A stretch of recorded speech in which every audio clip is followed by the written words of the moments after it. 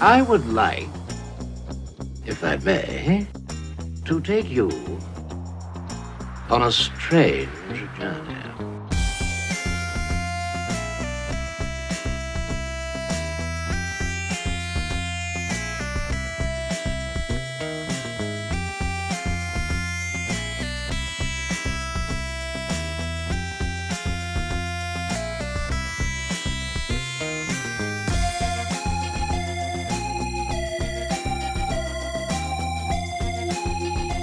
Hey there, welcome to the Cultworthy Cinema Podcast. I'm your host, Antonio, and joining me today, very special guest, we've got Logan Hedrick of the Video Villa Podcast. Logan, welcome to the show. Thank you for having me. It's great. I mean, I just got you today. I don't got your co-hosts. I'll live with that. You have to pull some strings to get Becca. I can barely get her on our show. I just such a fan of your guys' content on Instagram. You got a great podcast, and we both kind of are in the same realms of this appreciation for, it sucks to call it retro cinema, but that's kind of what it is now, right? Back in the old, you said it best. Yeah, VHS days, cable days, public access TV days, you know? So we talk about those movies that are kind of either lost to time, discovering again with new generations, but I think the most important thing is how influential they are to modern day cinema, and Gen Zs and younger millennials don't know where a lot of their favorite stuff actually comes from. There's a spawning pool of content from the 50s to like the late 80s that they totally missed out because they weren't part of the VHS generation. And we were. And that's kind of what we're talking about today. But before we get into that, let's hear about your show. Let's hear about your entertainment group and what it's all about, man. Yeah, so I am half of Video Villa Entertainment Podcast. My other half is not with me today, but that is Becca. We are a wife and husband duo that we talk about movies. There's really nothing that we're not stick to a specific genre. It's really whatever just sparks our interest. A lot of the times it is movies that I just really like to talk about.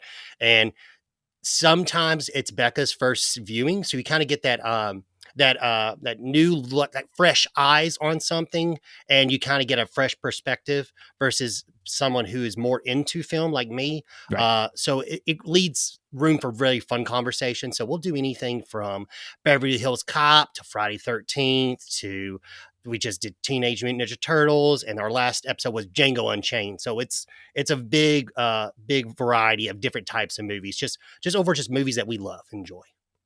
Well, I mean, that's the whole point. And I have a question for you too. Were you guys a pandemic podcast, or were you around before the pandemic? No, so we happened after the pandemic. So it's a funny story. So I always wanted to do something of this nature back in 2012. I don't know if you remember, but YouTube actually put out their own series of pocket cameras. Yep, and and you plugged it with a USB in the back, and you plugged it right in your laptop, and it went straight to YouTube, and it was formatted perfectly for YouTube. I had one of those back in the day, and I just could. I don't know. I just always had a confidence issue, and I could never just pull the trigger and start it. And it wasn't until right after COVID, when things started opening back up, this has been a dream for over 10 years at this point, of doing something of this nature. Let's call it. We went to Little Rubber Monsters event up in Phoenixville, PA, and we got to meet Joe from Movie Dumpster and so forth like that, and Tony from Mac Movies. And after being in the presence of that community and so forth, it really just gave me the confidence to pull the trigger, do the thing that I've been wanting to do, because you're around so much like-minded individuals that are into the same stuff. And, we had a 2.5 hour drive back, and I just basically I was talking to Beck. I'm like, I really want to do this. And she's like, okay, let's do it. Let's look when we get home. So let's start researching. Let's start pulling the trigger on things. And then a year later, Video Villa was born. You see, I love that story. And it's the same. I'm a pandemic podcast, as so many were. I mean, people think that, us pandemic podcasters either saved the podcasting industry or destroyed it. I don't know. I'm kind of on the fence on that, because there's a lot of us out there. But I think one of the best things that has brought to this field that we're in, it's a hobby / I'd love to make this a career. But until then, I just want to talk to people that love movies, and I just want to be able to share my love and my knowledge with listeners, with viewers on YouTube now, because I'm just into YouTube for the last 7-8 months now. 3 years before that, it was just audio. So I'm discovering how to operate YouTube as well and be able to jump into the visual medium.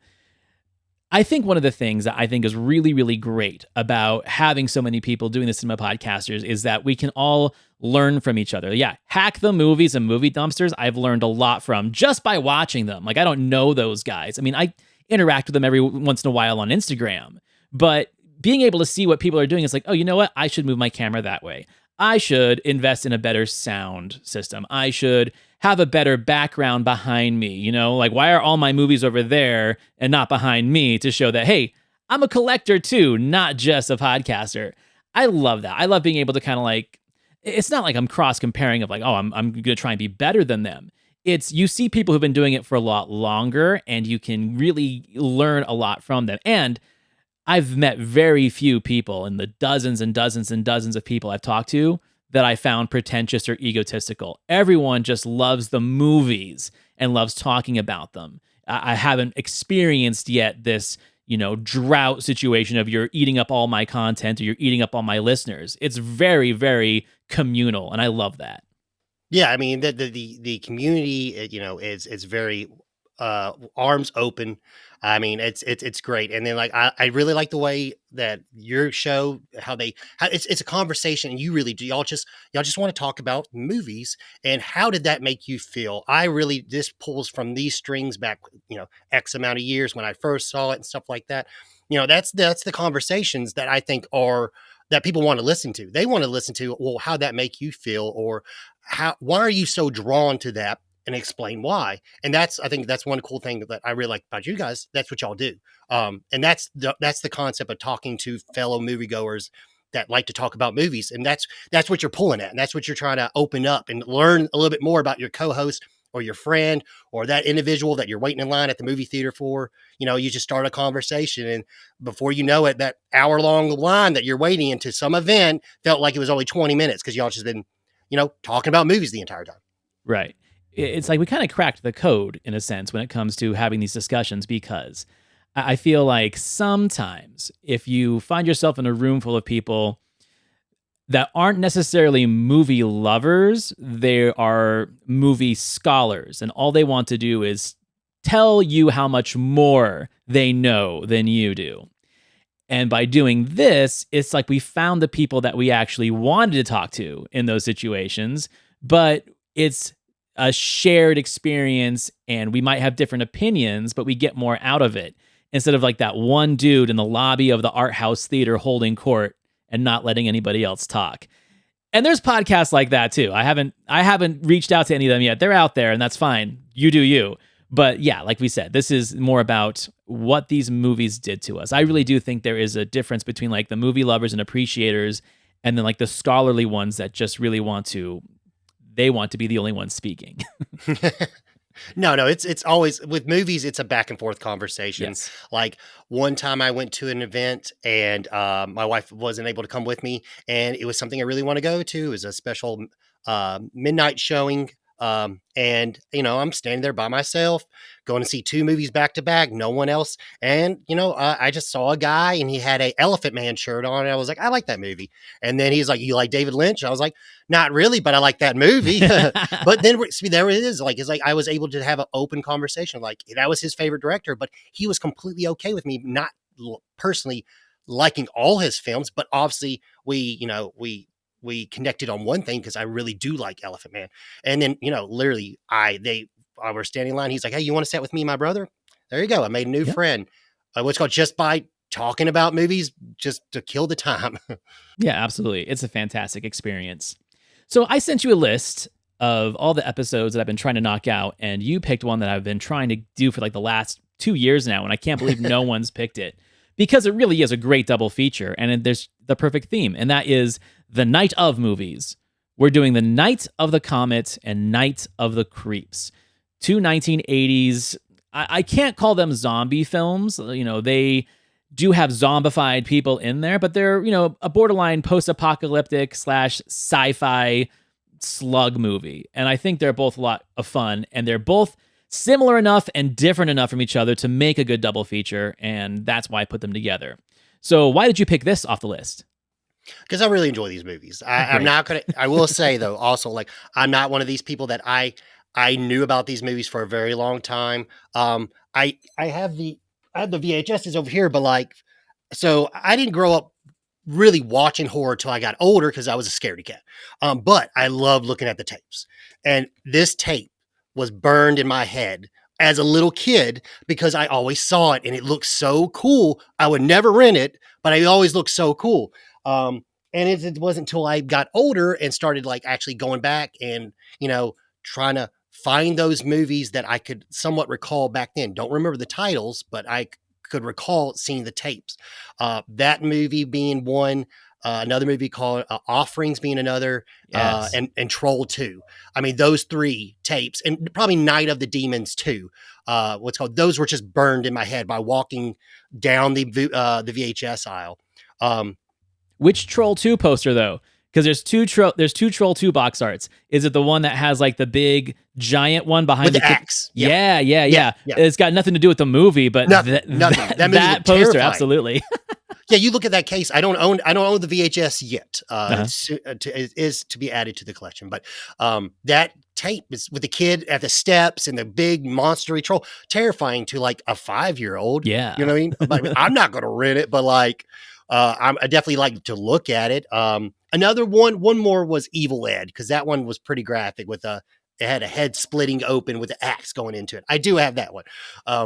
But those movies were, like they were just burned in my head. And then when I got older, DVDs came in. So, the places that we were going to, they were throwing out all those VHS tapes and they weren't rebuying those tapes Nope. in DVD format. They were gone. You know what I mean? So, when I actually got into horror, I couldn't go back and re-find them. You know what I mean? Because we were in the DVD age. And it wasn't until I got older and, going through forums and how the internet works, I was like, oh, I remember that. I'm buying that. And then through that process, then I'm on Shout Factory. I'm like, this Night of the Comet looks pretty cool. All right, let me pick that one up too. Because I don't mind if I can get a good deal. I'll blind buy any day if I can get a good deal. I mean, I've been burned a lot. I will tell you that I've been burned a lot, but that is my motto. If it's X amount of dollars, I'll blind buy.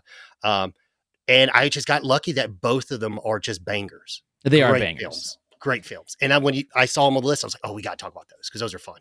Night of the Comet, especially, because Night of the Comet, just like I always talk about these three movies on the podcast. I talk about Night of the Comet, I talk about Chopping Mall, and I talk about Deadly Friend because they all were around the same time. They all were on USA Up All Night and stuff like that. And when you're a kid watching these, and people don't remember, I think, at least the younger ones, that we didn't have DVR, TiVo, whatever. We couldn't just go right back to the beginning of a movie. We had to jump into whatever scene it was on TV and then hope that someone would mention the name of the movie in a commercial break or that it would show it on the screen because we might not know what it is. And so my entire childhood, Night of the Comet, Chopping Mall, and Deadly Friend, I knew what the movies were, but I had no idea what they were called. And I'd go to the video store and like try and find the image that I could recognize off of the TV onto the box art. And sometimes I didn't find them. And Night of the Comet was one of those where I remembered people turn to dust. And then there's the zombie cops. And then there's the whole mall thing. And these Valley girls fighting these almost zombified stock boys. I'm like, what the hell is that movie? It wasn't until the DVD age where all of a sudden, like, we got catalogs, we have the old school Netflix, and you could read synopsises. I'm like, oh, that was the movie. And rediscovering it as a teenager, yeah, perfect example of that, where it's like, it's a fever dream, but what was it called? Yeah, and unfortunately, with Night of the Comet, it really doesn't speak that on the VHS. Doesn't. Nope, the old one doesn't. That would be a hard one to figure out and like deconstruct to figure out what movie this actually is. Yeah, 100%. The other one that was like that was Fright Night, because in the original Fright Night, the box art was that evil face in the clouds. You didn't know it was about vampires. You didn't know it was about Chris Sarandon being sexy and scary at the same time. So rediscovering Fright Night in my teen years, I'm like, oh, I remember that cover, and that's not anything to do with the movie, but still. Absolutely. Okay, so let's go ahead and jump into the discussions of these two films. We're going to go chronologically. We're going to start off with Night of the Comet. So as always, cue dramatic music. The year is 1984. and the city of Los Angeles is preparing for the cosmic event of the millennium as Earth will be passing through the tail of a comet. Sisters Regina and Samantha miss the event, however, due to family and personal turmoil, only to awaken to a world that's been swept away by cosmic dust, leaving the inhabitants of the planet either disintegrated or turned into bloodthirsty zombie hordes. After taking shelter in a nearby mall, the two girls meet a mysterious drifter named Hector.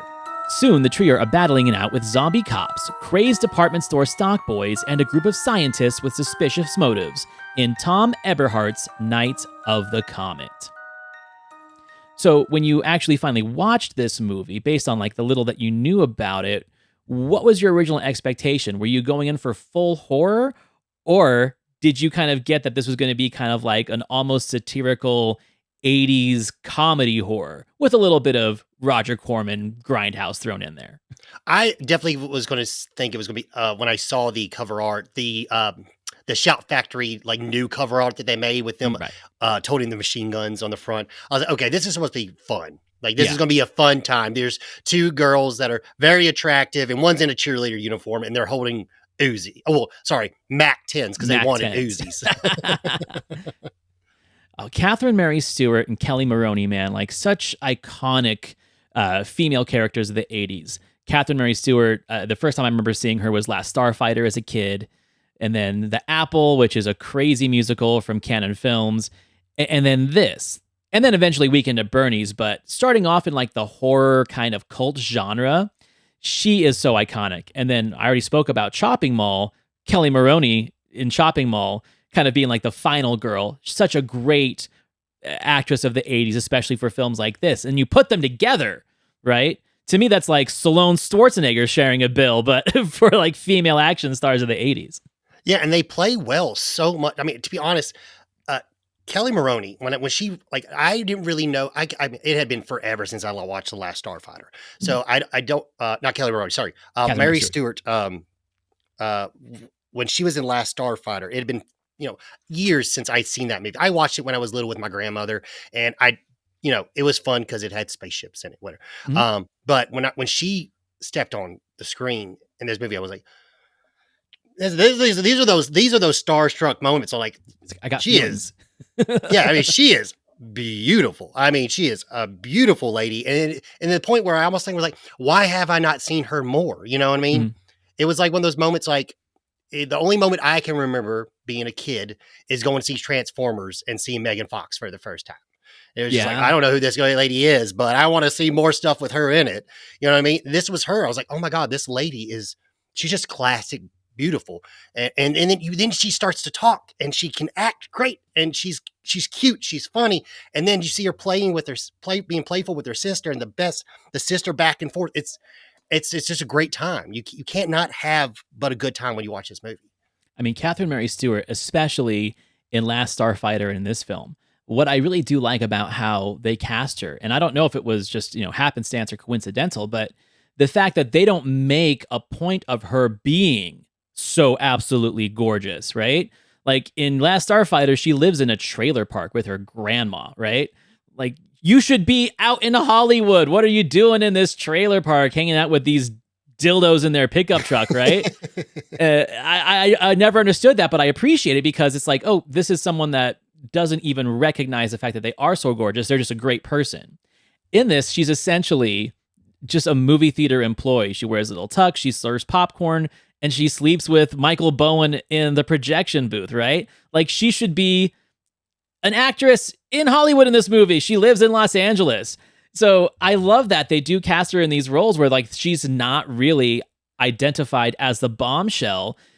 It's almost to me almost like how Sigourney Weaver is so good as Ripley, right? She's a beautiful woman, but in Alien, she's just a trucker that just, has a very strong sense of survival, is a strong woman.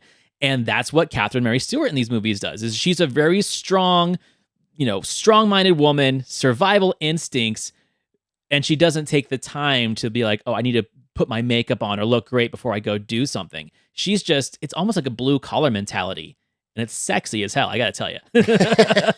Well, you're right, because like, yeah, she's just. I mean, I won't put like she's a nerd, but like she loves playing video games. She Right. knows more about Superman than her boyfriend, and Right. he's the dude. You know what I mean? It's like they're building they're building a very likable character that is not the norm. She's not. She's not like the Meg Ryan character, the 90s, like, movies or whatever. She's just a little bit different.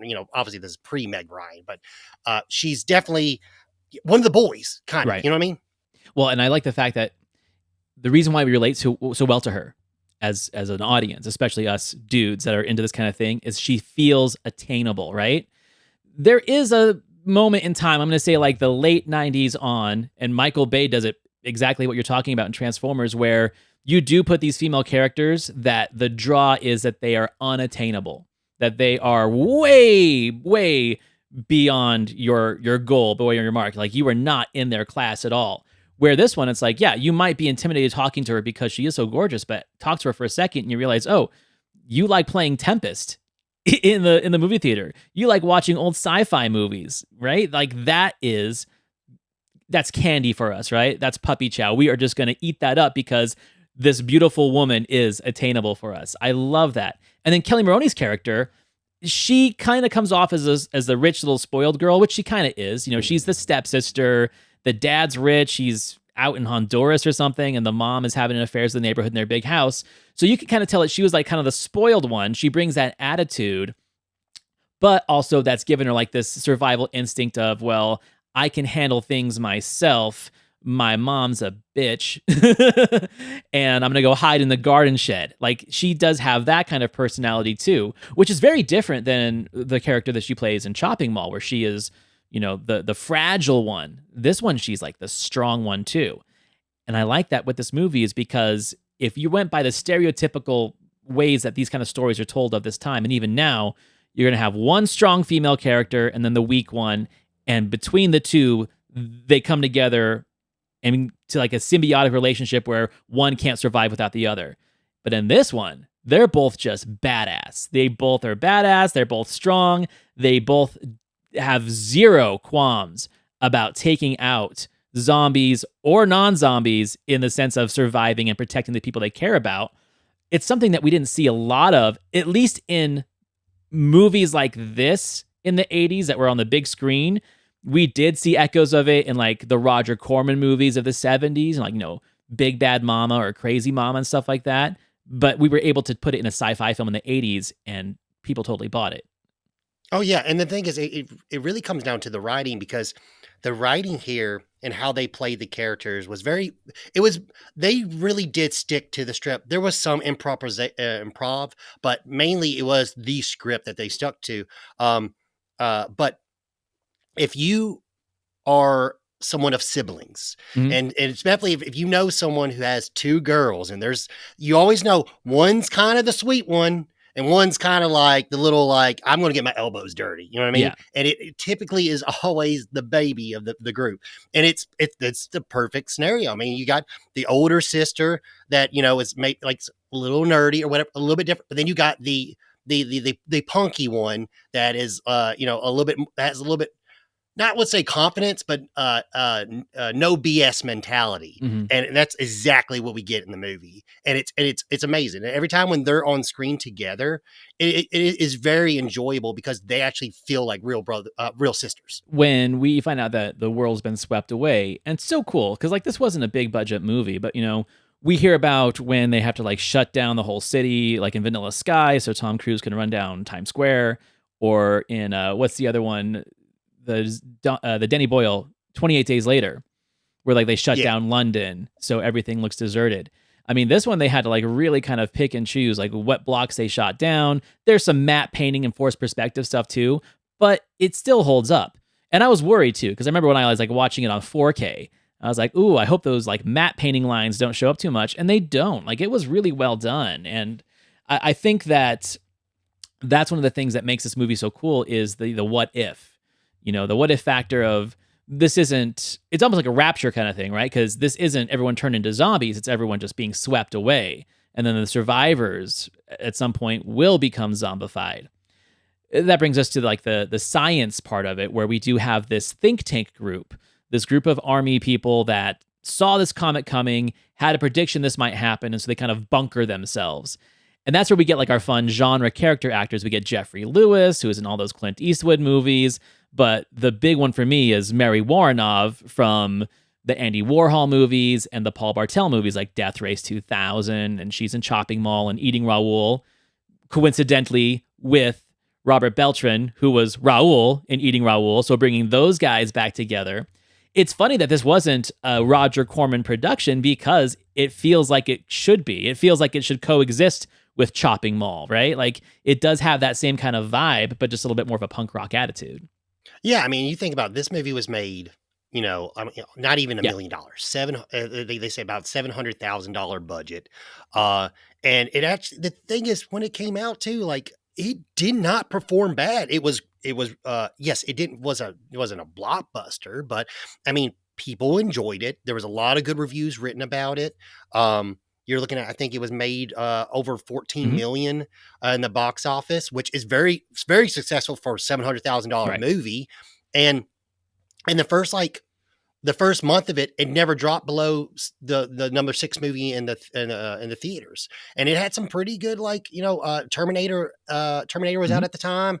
And then right at the end is when Beverly Hills Cop, came out. But for that to be a horror movie and stay in, I would say in the top 6 for an entire month, I mean, that's pretty daggum impressive, I think. Well, 84, man. Got Ghostbusters too. You've got all those big blockbusters that came out in 84. Gremlins. Ghostbusters. Temple of Doom. All that came out that same year. It's interesting that you brought that up because I've had this comment and debate before with a lot of other podcasters, and that is, everyone talks about how theaters are dying these days and blah, blah, blah. And it's true. And that's no one to blame but Hollywood for that one. But remember back in the day, and it doesn't even seem like that so long ago, like I'm going to say 20 years ago even, that one of the best parts about the theater experience is that there was always something to see regardless of how many screens the theater had, right? Like they weren't showing Terminator 2 on 10 screens and then leaving little mid-budget or low-budget indie films for like the small screens at the end of the aisle. And that's what it is these days. Like my favorite little theater downtown has had Deadpool and Alien Romulus on all their screens for the past 2 weeks.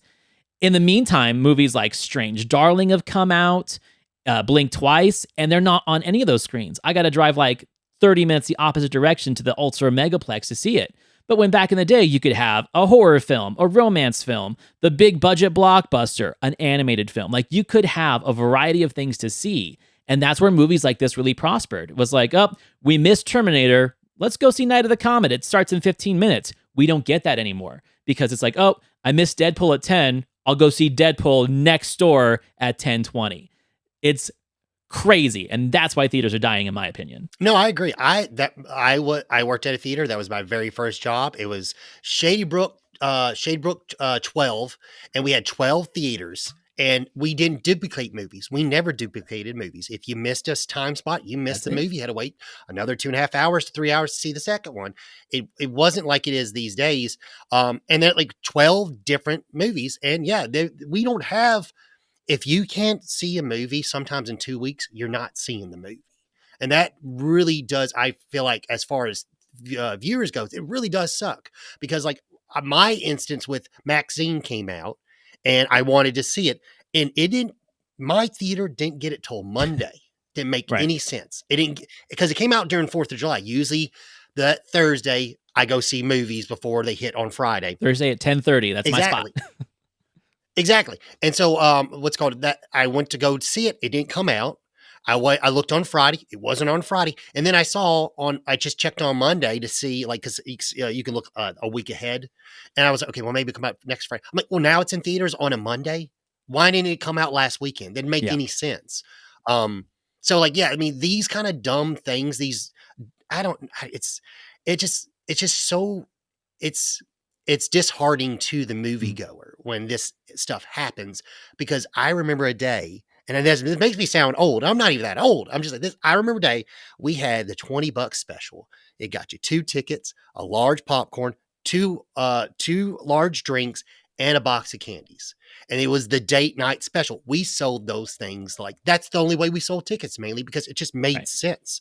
And it's just now for me to get 2 tickets, it costs over $20. And it's like, but the experience is gone. Like, I don't understand. Why does it cost $20? I don't understand. It's just, I don't know. Like you said it best. Like, it's just very disheartening and concerning to the moviegoer, and that's why the theater's dying, because you're making it a point where it's not funny anymore to go see movies. Especially horror movies or movies like this too, because I think this is like an audience movie. This is a movie that if you had a bunch of people in the theater, even people who might not be on board with the concept are going to get on board with the laughs, the action, the thrills, the horror, the jump scares, because you're with people in that mindset that can bring you in. I think one of the things, and I get why they did it 20, 30 years ago, that really kind of started the downward slope of the theatrical experience, is putting all these goddamn luxury loungers in. Because now you've got so much space between you and the person. Like, the whole goal is I don't want to sit too close to somebody. And COVID made that even worse. But man, like back in the 80s, 90s, and all the decades before that of the traditional theater, you were elbow to elbow with somebody and you had to find a seat. You had to like maybe split your group up and, oh, now I'm watching a movie with people I don't know, but then you get sucked into the experience. Now with all these different, I can see the 10 or the 1020, it's almost like people are looking for the theater with the least amount of people in it. And that totally ruins the experience of a film like this, where audience participation and buying into that symbiotic experience with these people, that's part of the fun. That's what filmmakers are making these movies for.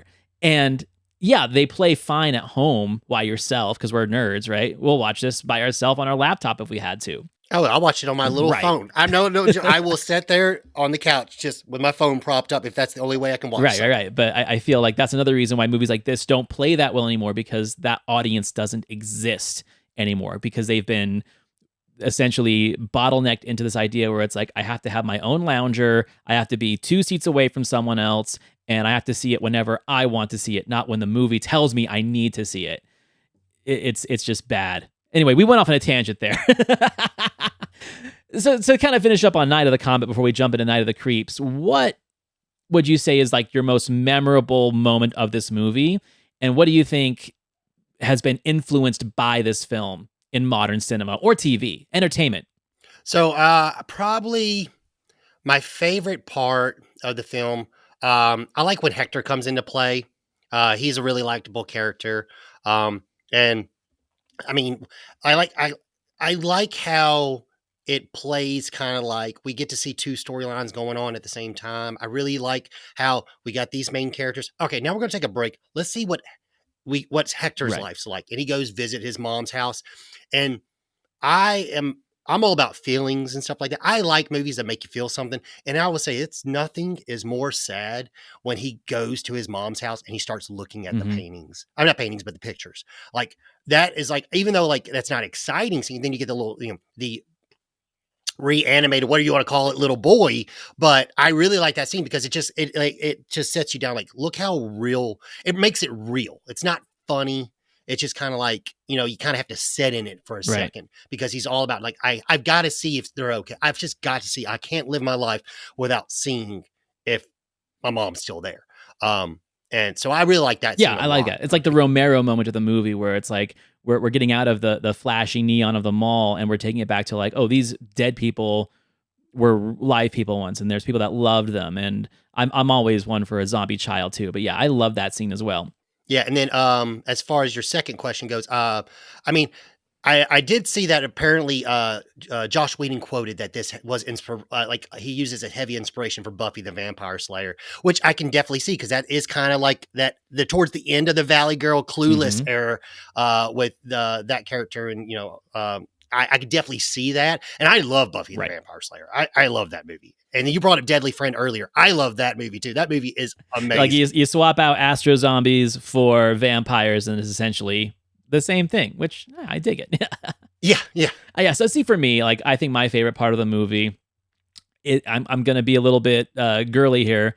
The girls just want to have fun montage. I get a kick out of it, man. Like, it is just so perfect for that time and that place. And as soon as that needle drop hits and they're trying on clothes, it does remind me of in Dawn of the Dead, when they're kind of creating their little home life in the mall and they're drinking fancy wine and bourbon and stocking up on fancy furs and things like that, where things don't matter anymore. I do like when you have that kind of symbolism in an end of the world movie. That's my favorite part. And as for influences, yeah, of course, Buffy the Vampire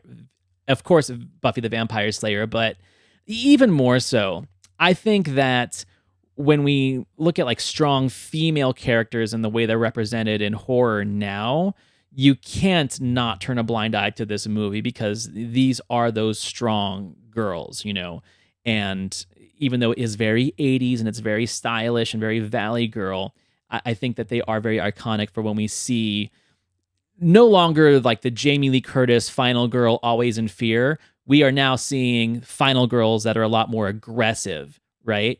And I'm not saying that we have to like flip the sexes of, and then the men are the weak ones. It's not even that. It's just the fact that we want people that we can admire and respect in film. Because if this was straight horror, yeah, then maybe they could be a little bit more timid and a little bit more fearful and hide in the corner until the last minute where something happens where they can do something that'll kill the monster. But in this, it's like, no, I got my Mac 10. Come at me, bro. And I just love that. Yeah, they played the characters really well because they even throw the little lines where it's like, basically, like, oh, daddy trained us how to use these because he was a Green Beret. And it was funny. So the little Mac 10 line where the quote was, we really wanted Uzis, but we got these stupid Mac 10s. That was a real quote from the movie because they wanted Uzis. And they couldn't get them because Mac 10s jam all the time. And they actually wrote into the movie because the Mac 10 kept on jamming in that shot. And that was completely improvised. And the director was just like, if it jams again, just keep on rolling with. We're not going to cut anymore. Right. And we don't have money to keep doing more takes. Exactly. And that's when Kelly Maroney was just like, she said that line that she improvised on the spot. And then Catherine comes in with, what's called, well, the car didn't notice. Yeah. Right. Love it. Okay, so now jumping into our next one, we got Night of the Creeps from 1986. Cue dramatic music. The year is 1986, and pals Chris and JC are feeling the pressure of being college outcasts during Pledge Week at Corman University. In hopes to join the Beta Epsilon fraternity, they are challenged by the house leader Brad to steal a cadaver from the campus medical facility and toss it on the steps of a rival house. However, things accidentally go awry when they thaw out a body from a cryogenic freeze, unleashing a horde of space slugs onto the campus. Enter Detective Ray Cameron, a cop with a troubled history, after his high school sweetheart was brutally axe-murdered near the campus grounds. He and Chris make it their mission to rescue Chris's crush Cynthia Cronenberg and save the campus from the zombified victims of the space slugs in Fred Decker's Night of the Creeps. Okay, so Fred Decker of Monster Squad fame. He was also a writer on the House movies. Before we jump to the movie, there's got to be something said about Fred Decker that I'm not sure a lot of people know about. And that is that Fred Decker, Ed Solomon, Shane Black, Ethan Wiley, all these great screenwriters and future directors all lived together in the same apartment while they were trying to sell scripts, get discovered, and I've used the word symbiosis several times already in this discussion, but that's what it is. Because when you see these guys get more popular and famous and start creating these movies and franchises in the 80s and 90s, you actually see echoes and reflections of each other's writing styles in their works, and it's all because they were like a think tank. And they got together and they just started getting discovered and making these movies, and they kind of ruled the 80s in a sense. So Fred Decker doing Monster Squad, and then this came first. It really has that sci-fi comedy, but also nostalgia for old horror movies of the 50s, but also the violence, sexuality, and wordplay that Shane Black would later use in his Lethal Weapon movies, where if you know these films and you kind of get that these guys are hanging out with each other, it almost makes perfect sense, because this kind of feels like it has that energy, but at the same time being an homage to those movies of the 50s. I love this movie. Oh yeah, and then when you're talking about the think tank stuff, that is, if you've ever like if you've ever started work on someone and you're trying to write something and you speak to someone who's very passionate about the same things you're passionate about, you feel comfortable explaining that to that individual because you actually do want their honest opinion Right. because y'all are on the same wavelength. And it's so fun because if you've ever been a scenario on it, like your friend might be like, well, I like this. How about this? Or like, I was thinking about doing this for a film. Do you just want to put it in your movie? You can have that idea. And I've Right. been in scenarios like that. And Mhm. that's what it's like when when you get around like-minded people, there is no like, well, there's no scapegoating it. You know what I mean? Like, or holding on to it or whatever. Scapegoat is the wrong word, but there's no like, holding on to it or whatever. You're just talking freely, and I didn't know that. Like that's new news to me, but it makes sense because I've been in scenarios like that where I've been writing on something, and I talked to someone who also has been writing a movie, and I opened freely. I was like explaining something. He's like, "Oh, well, I had something I did, but I'm not going to use it. Do you want to use it? You want to put it Right. in your film? I don't care. You can have it, and vice versa." So, I mean, yeah, you can definitely. I see that now, but I was not. I was not aware of that. That's awesome. That's kind of like how, Roger Avery and Quentin Tarantino kind of put Pulp Fiction together. Oh yeah. Is they were just like talking shit in their video store, coming up with different scenarios for movies that they were writing. Like True Romance was actually like originally Roger Avery's. Like he had a lot of ideas for it, and eventually he's like, I'm not going to do this. And then Tarantino kind of ran with it, and it became True Romance. He put his Tarantino touch on it. Yeah, we see a lot of pairings of stuff like that, even with actors too, where like you might have had roommate actors who's like, I don't like this role, but you might like it, go audition, and then it becomes iconic, right? It's just an interesting way how that industry works, or any industry really. But yeah, like you can tell the cohesiveness of these guys' writing styles. Where like when I first saw House, I didn't know that Fred Decker was originally like a story consultant on it because he was in the room while Ethan Wiley was writing it. But you watch it now, and especially part two, you're like, oh, I do see some of those Fred Decker isms in there, right? Like all of a sudden, it's dark when originally it was funny. Like the darkness or the quips that Shane Black would bring to a script. Yeah, I mean, and a lot of those funny one-liners, I bet was shit that they said to each other in their apartment, and they're like, oh, that's good, it's going in the script, right? I love how this one does start off just genre bending, right? Because it starts off with aliens in a ship. Great production value too for like what, a 2-minute scene of that really has nothing to do with the rest of the movie other than the space slugs. And then we immediately go to 1950s black and white, where it does feel like an old drive-in movie theater movie, right? Oh yeah, it's the best thing.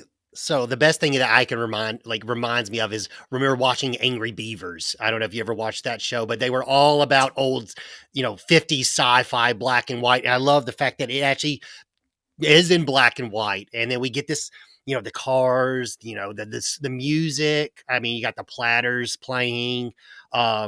It's awesome. It's something that, it's that kind of like dream or that feeling that some individuals are always chasing, like, oh, that's just the innocence and stuff like that. Like, I think it's phenomenal.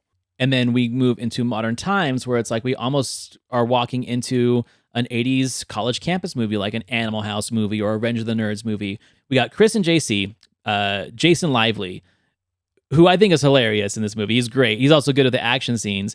But how crazy is this connection, right? Because like Jason Lively, brother of Robin Lively, who is Teen Witch, and then they're both half siblings of Blake Lively, who is Ryan Reynolds' wife slash Gossip Girl and all the other things she's done. Like, what a family legacy that is. It still kind of blows my mind that they're all connected. Yeah, it's ridiculous. I mean, as far as like, especially Blake Lively. I mean, she is like a megastar now. Megastar. And what I mean, it's ridiculous. Like one of my favorite comic books. I liked it was a new era comic book called Lady Killers, and I like. It was mentioned like early last year that it's actually going to be turned into a movie, and she's going to she's portraying the character. I was like, look at that. I mean, it's just, I don't know, it's just crazy when something like a IP gets drafted and the main thing is to put a star in it to drive the film, because the non-comic book viewers are going to go to it for the star. So yeah, it's ridiculous how like, I don't know, it's always like been a like not a dream of me, but like to have that like that fantasy of like being in Hollywood. It's just a family of Hollywood. It's I don't know, it's like I said, it's kind of like a A fantasy dream. Well, I think it's funny too because like I remember as a kid watching European Vacation and being like, "Who the hell is this guy? This isn't Rusty. Like, No, that's not Rusty. that's not my Rusty. Anthony Michael Hall is my Rusty." But then I saw this movie. I'm like, "Oh, this guy actually is pretty damn good." And he has to play so many different realms of emotion, right? Because at first he has to play the nerdy outcast, and then he has to like find his confidence and ask Cynthia Cronenberg. We'll get to that in a second. All the directors' names in this, and she's great, played by Jill Withlow, and then he has to have his sentimental moments where a character dies and he's very shaken by it when he teams up with the just immortal Tom Atkins. And then he becomes an action star at the end. Like he has to play all these different gamuts of emotion where it's not just the typical college student. Like there's a lot going on here because it's not your typical college movie.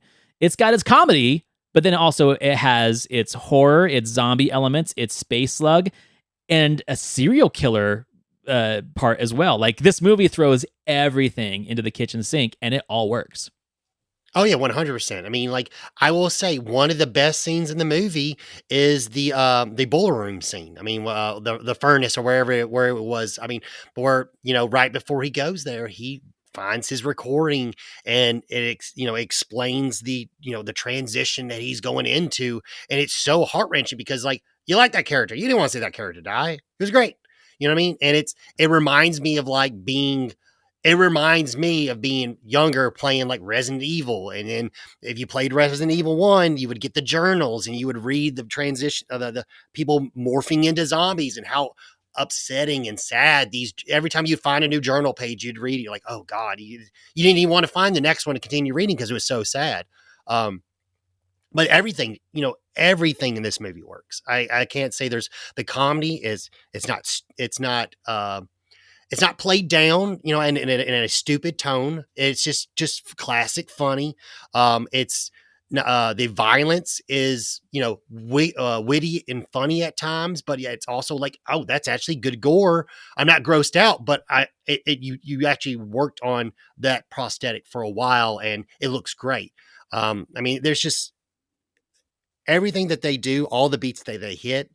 It's crazy to find out that this was a directorial debut for Fred Decker when it just seemed like he was a seasoned person. This is like his third film in a franchise. You know what I mean? Everything just flowed so well. Yeah, he's so young too. Like, oh yeah, that's one of the things they talk about in the special features. Is like, oh, this guy is as young as we are, but he brought like a knowledge and an energy and a confidence to the filmmaking, and it shows. It doesn't show like he is at all intimidated by the largeness of the movie or the special effects that he planned. Is like, oh my God, can I make this happen? Special shout out to, we got Kurtzman and Berger of K&B before they had Nicotero in the group doing the special effects for this. So that's really cool too. That's another part I didn't know until I watched those special features. Like, oh cool, we got these guys. And you can tell, there's a certain way that heads explode in this movie. I'm like, that does feel like a K&B effect, and it totally is. I love the fact that, there is kind of an homage to Cronenberg's Shivers. We got slugs that infest people. And then I think James Gunn took it to the next level in Slither, like 20 years later. I love a good space slug movie. The physics of it don't really matter because it's not that kind of movie where you can pick it apart, right? Like, yes, how do these space slugs reanimate the dead who've been dead for years as well? I don't care. Like, you're just bringing that to the table. You're bringing the fact that a busload of these douchebag frat boys get taken out by essentially a zombified dog, and now they are space slugged themselves, and they become the bad guys. That's one of my favorite parts of the movie, is the fact that we, as nerds, it's fine. We as nerds, we kind of want to see those jock college guys get theirs, and they do, and all of a sudden they become like the main villain of the movie. Meanwhile, Tom Atkins and Chris get to defend the sorority house from these dudes, which brings them to my favorite line of the movie, where it's like, well, the good news, girls, is your dates are here. The bad news is they're dead. Tom Atkins' delivery in this movie, I mean, he already said it's his favorite movie that he's ever done, and it's my favorite movie of his. I mean, you're wearing a Halloween 3 baseball cap right now, so it's kind of hard to say that you're not a fan of that. And he's great in that too, but he gets to be so smug and confident in this movie and really bring I mean, he doesn't have a romantic interest in this movie, but he brings a sexual energy to it regardless, where it's like, dude, this guy is fuckable. No, he's super cool. And the thing is, he's just like, I've been very fortunate. I pinch myself all the time. I've been fortunate to meet the guy. Nice. And he was nothing but a sweetheart. It was like meeting my dad. If my dad was a famous guy signing autographs, it was just like literally talking to my dad. He definitely has a charisma. And it's fun to see a movie where he gets to unleash it, because there's something like, for example, I like Maniac Cop. They didn't really give him much to do in Maniac Cop, and they kill him, which I thought was very stupid. But I liked the movie, but it didn't, like, you didn't get a lot of play with him. Like, I really love to be honest, my favorite Carpenter movie might be The Fog. Yeah. And once again, it's, you don't get a lot with them. This is a movie they were just kind of like, just let them play. Just let them play. Let them cook, as the youngsters would say. Let them cook 100%. And this is a cool thing about it, too. I mean, so, like, Shane Black writes Lethal Weapon. Tom Atkins get a small part in Lethal Weapon. He plays the girl who jumped off the building's dad, who gets taken out by Mr. Joshua in the helicopter. This is like that weird kind of like going down the rabbit hole thing. So Shane Black and Fred Decker were working on a script when they were living together, and part of it became this. And for a moment, it could have been either a sequel or essentially like a shared universe with it. And that movie was called Shadow Company. And what it was is the CIA invents these super soldiers that become zombified in Vietnam. And Tom Atkins would have been the colonel in charge of Kurt Russell, who was going out into Vietnam and fighting these zombified soldiers called Shadow Company. They throw an Easter egg in Lethal Weapon, where the name of the group that Tom Atkins and Mr. Joshua and the colonel were all involved in that are now smuggling heroin, the name of the group is Shadow Company. So that little Easter egg that took me down that rabbit hole of like, before I knew that these guys shared an apartment together and lived together, it's like, oh, see, that is the spawning pool. We almost got a movie that blended the best elements of this film and of Lethal Weapon, and it would have been its own thing. And it would have been another Kurt Russell-led action pick that could have made another iconic character like a Snake Plissken, right? Or like a Jack Burton. And I just wish that movie would have happened. I wish I lived in whatever dimension or alternate world where that movie exists. Well, it's kind of fun because you bring that up. It's fun to think like we get, there are modern things that are kind of doing what you're talking about, where low key trying to link a universe to a universe. Agreed. And I think the most common one, I don't know if you probably heard of it, but is how Stranger Things. Yeah. And how they are linking that to the Predator universe with, I forget his name, but the main, the one that finds 11, I forget what his name is, but David Harbour. Yeah. Because he's supposed to know Duke. I mean, apparently he fought with Duke in whatever situation prior to Predator that him and Carl Weathers are talking about. Right. So it's kind of cool. Like, but it's kind of cool that fact that we could have got something similar to that before we got, you know what I mean? Like even back in that time. Right. That would be really cool. Cause I anything that Kurt Russell's in, I'll watch. Anything. Agreed. Yeah. Computer wearing tennis shoes. I'll watch. the man's a treasure. And this movie is a treasure. Like everyone's great in this movie. It's campy where it needs to be campy. It's scary where it needs to be scary. I love, like I said, the genre bending elements of it, where we are taking like this, classic 50s horror movie, putting it into the modern day sensibilities of gore. And, there's the nudity too, which I don't mind it, honestly. Like, I don't mind nudity in horror films and stuff like that. I think it really is just kind of like one of those things, like we need to grab those audiences because there are people that are showing up for horror movies. It is the 80s. And thanks to Friday the 13th and The Burning and movies like that, we can't have a horror movie without 5 seconds of boob somewhere. Is it necessary? No. Does it bother me? No. I think the part that I really get a kick out of is anytime you zombify a dog or an animal, I'm bought in. And we get a cat and a dog in this one, which leads me to spoilers. There's two different endings to this movie. Have you seen both of them? Yes, yeah. Okay. I got the Shout Factory, so it's got both cuts on it. Right. So there's the one ending where we do get the zombified dog at the end, and Cynthia goes down to like, oh, cuddle it or kiss it or something, and slug to the screen, jump scare, and cut. Credits. Great. And then the secondary ending, the director's ending, which is Decker's preferred one, but the studio didn't like it, is after the basement's been burnt down, then we've got Ray Cameron showing up, and he's all burnt to a crisp, but he's also been slug zombified. And he falls over, his head bursts open, and then all the little creepy crawly slugs go into the cemetery, potentially building up a sequel, which we never got. Well, kind of. And that is the ending of that one. I like the dog ending personally. I do like the director's cut ending, but I really, really hate it when they set up a movie for a sequel and we don't get it.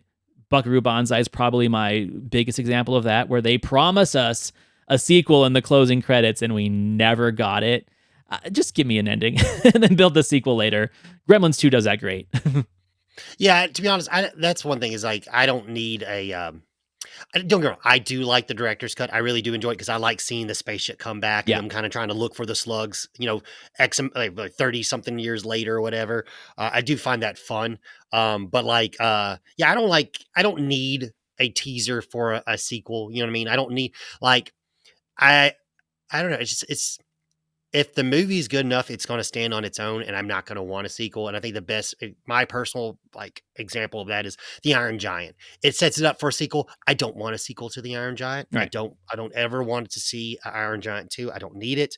The first one is perfect, and I don't need a sequel.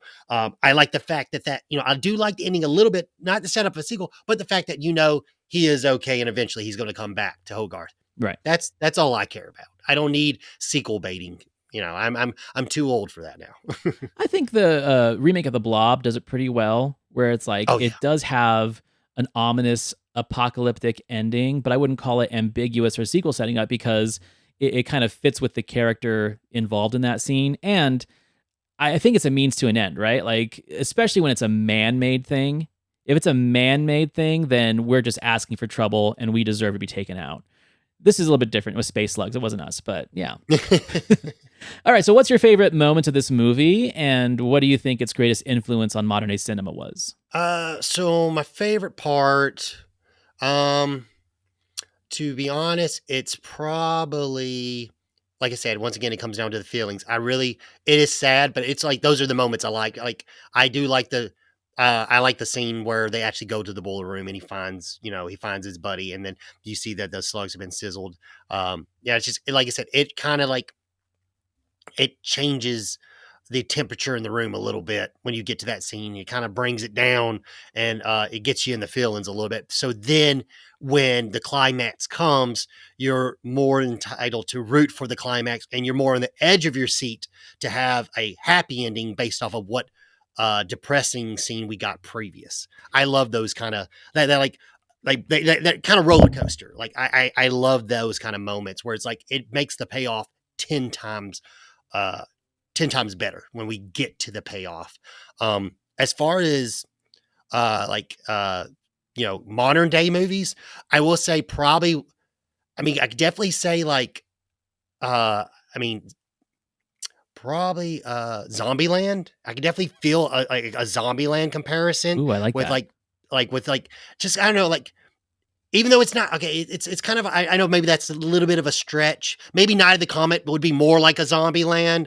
But I just like how Zombieland, as far as it's got the whole circle. It's like, it's got real good gore. It's actually got some scary scenes, but then it's also got a lot of laughter and fun. Yeah, I like that. I like that energy a lot too. And the colorful characters, where you have to have distinctive characters, like where essentially Tom Atkins' character would be like the Woody Harrelson one, like the love and loss guy. Yeah, I like that a lot.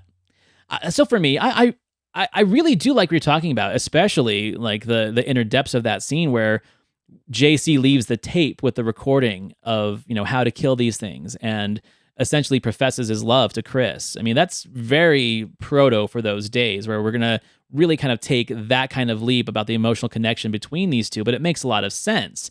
And JC is such a sympathetic character too. Like, you don't expect that character to die, honestly, because traditional formulaic horrors, like you can't kill the kid in the wheelchair, you can't kill the kid in the crutches. And Decker's like, no, we're throwing out the window. We are killing him, but we're going to make it important. We're going to make it an earned death. So you're going to be sad, and that's the point, and it's going to make the payoff that much more rewarding. I agree with you 100%. I mean, my favorite moment of the movie is just that whole, it's the writing, it's the editing, and it's the performance of the whole final moment where he is going to self-sacrifice himself, and they count down the running out of the house to the front, and which is the final epic lines of Detective Thrill Me. Get out of here. Like, everyone should be wearing a t-shirt that says Detective Thrill Me. That's like one of the most iconic lines in any horror movie, in my opinion. Yeah, I want to answer the phone that way. Yeah. He answers the phone through me. Like, one time, I'm not gonna lie, one time Becca called me. And I was like, I was like, Thrill Me. And she's like, what are you talking about? You're like, you'll get it later. Whatever, never mind. And then for me, the most modern day influences, of course, I've already said it, James Gunn's Slither, really going with the whole space slug aspect. And I kind of like the idea that this movie is kind of self-contained in one area where they don't have to go too big. It's like it's in literally just the sorority house and the surrounding areas of it. At least for this movie. If we ever got the sequel, it would have been a bigger production. But I like it when horror can be self-contained to one location. I think that's what horror is best at. When you start making your horror movie too big, that's when you start kind of letting the air out of the tires, because there's not as much suspense if you're not in a confined situation, right? Like, the whole point is, no, I agree with you 100%. Keep it localized. So seeing that, and then of course everything that Shane Black, Fred Decker, Ed Solomon. I mean, when you go back and you watch Bill and Ted, and especially Part 2, you see a lot of weird, quirky horror tropes show up in those movies that totally come out of this think tank, 100%. So yeah, I like seeing a lot of that. Bill and Ted too. I'm not gonna lie, low key, some of those scenes, the Easter Bunny scenes and stuff like that, gave me nightmares for some reason when I was little. They're frightening, and that literally, I feel, comes from this think tank. Well, man, this was a great conversation. I can't thank you enough for picking this combination of films to talk about, and then just being on the show and getting to meet and talk with another great cinema podcaster who has the same ideas and motivations and passions for film that I do. No, yeah, thank you so much. Yeah, this is like, like I said, this is that moment where you just spark up a conversation, and it just keeps on going, and you know what I mean? This is what watching movies and talking about movies is all about. Absolutely. So before we go, let's get some plugs from you, like where people can find your show, what other projects you got working on, social media stuff, but I will have all those links in the episode notes of this show and also on my Cultworthy Partners page. But where do you want people to look for you? Oh, yeah. Anywhere that you can find a podcasting will be Video Villa Entertainment. We have a website at videovillaentertainment.com. If you just want to go to one source and find it all, you can find it all there. If you're on YouTube, Video Villa Entertainment. So wherever you can find us, that's where you can find us at, is Video Villa Entertainment. Thank you so much for having us. If you are in the DMV area, there is a Friday the 13th event coming up that we will be at, where it's at the Cult Classic Brewery, and they're showing Part 3 and Part 4, and we will be there with Tapes from the Crypt and some other Vintage View Cinema and some other popular like-minded individuals who love watching movies and so forth. So that's a little event we got going on. So if you're in the DMV area, come by and chill out, hang out, and watch Friday 3 and 4 with us. Sounds like a great time. Wish I could get out there. Once again, thank you so much to Logan and Video Villa Entertainment. Everyone, please jump on his show and my show. Rate us 5 stars, like, review, subscribe, all that good stuff. And just tell all of your cinema-minded friends about us, because we would love to have them in our audience. And I will talk to you later, my friend.